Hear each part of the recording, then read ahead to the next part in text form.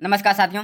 नई शिक्षक भर्ती के लिए लगातार प्रशिक्षुओं का प्रयास जारी है। लगातार विगत 2.5 वर्षों से लगातार जो भी साथी हैं वह टेट और सीटेट पास करके नई शिक्षक भर्ती का इंतजार कर रहे हैं, जिसमें साथी लोग लगातार उच्च अधिकारियों से भी मिले हैं और उनका कहना है कि जब तक नई शिक्षक भर्ती का विज्ञापन जारी नहीं हो जाएगा तब तक प्रयास चलता रहेगा। जिसमें से आज की जो मुख्य खबर है वह हम आपको आगे बताते हैं, जो कि साथियों ने आज जो ज्ञापन दिया है परीक्षा नियामक प्रयागराज में, जिसमें उन साथियों ने NIOS DLED और BEd को यूपी टेट और सुपर टेट में शामिल नहीं करने की मांग की है, जो कि प्राथमिक के लिए है।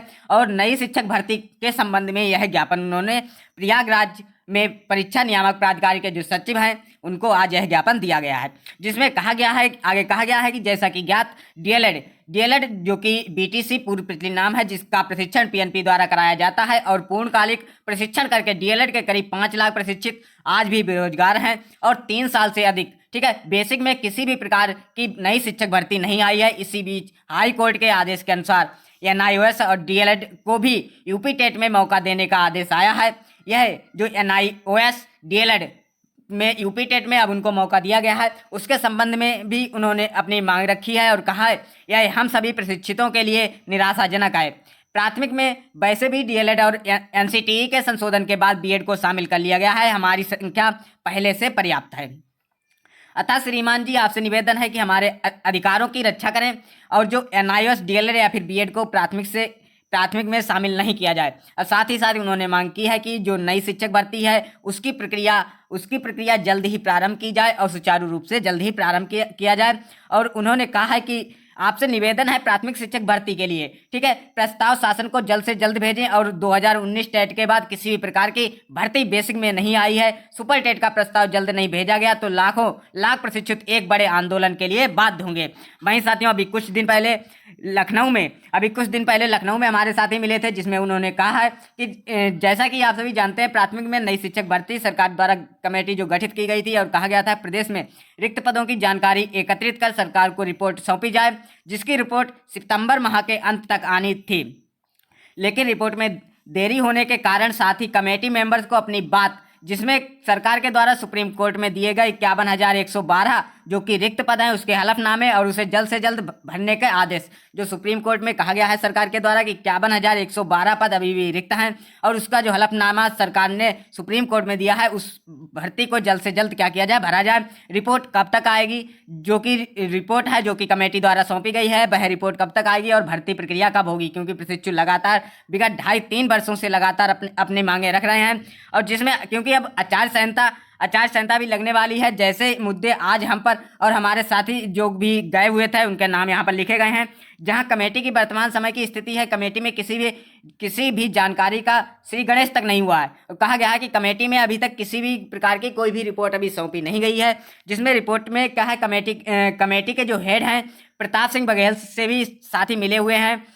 जब उन्होंने पूछा कि सर रिपोर्ट कब तक आएगी, तो हंसकर बोले कि ये तो काफ़ी कठिन सवाल है, आप पूछ लिए। भावार्थ स्पष्ट है, कमेटी गठित करना और प्रश्न पूछने पर एक दूसरे का सर पर ठिकरा पड़ना, ये भर्ती को लटकाने के लिए ही किया जा रहा है।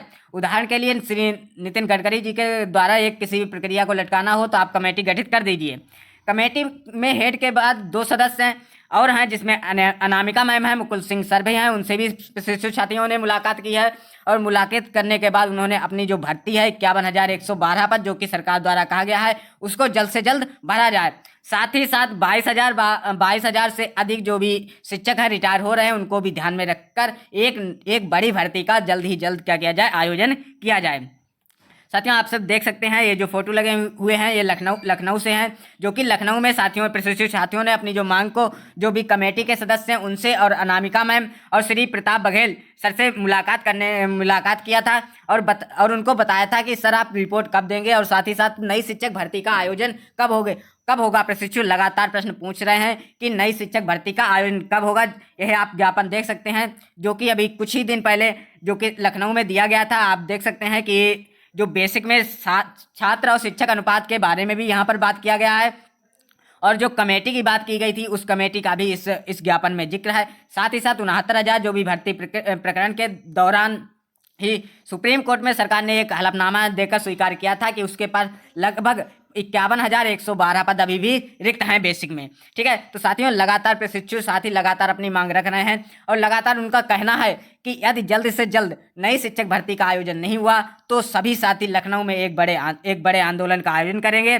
साथ ही साथ आप सभी यहाँ पर देख सकते हैं 20 अक्टूबर को जो भी सभी बेरोजगार टेट और सी टेट पास जो भी प्रशिक्षु साथी हैं वो मिले थे वहाँ से लखनऊ में उच्च अधिकारियों से। आज परीक्षा नियामक पर प्रयागराज में जो भी साथी हैं वह आज परीक्षा नियामक सचिव सर से उन्होंने मुलाकात करके यही संबंध में इसी नई शिक्षक भर्ती के संबंध में मुलाकात की है और साथ ही साथ उन सभी साथियों को उम्मीद है कि जल्द से जल्द कोई भी सार्थक खबर जल्द से जल्द नई शिक्षक भर्ती का आयोजन होगा, इसी आस में बैठे हुए हैं क्योंकि जल्द ही आचार संहिता भी लगने वाली है। इसीलिए प्रशिक्षु साथियों की मांग लगातार तेज हो रही है और उत्तर प्रदेश में सभी साथी चाहते हैं कि जल्द से जल्द एक नई शिक्षक भर्ती का आयोजन हो। यहाँ पर आप देख सकते हैं कि बहुत ही सराहनीय कार्य रहा है, जो भी साथी हैं लगातार दिन रात संघर्ष कर रहे हैं। आप सभी देख सकते हैं लगातार ट्विटर के माध्यम से, लगातार ज्ञापन के माध्यम से और लगातार मीडिया के माध्यम से प्रशिक्षु लगातार अपनी मांगों को रख रहे हैं।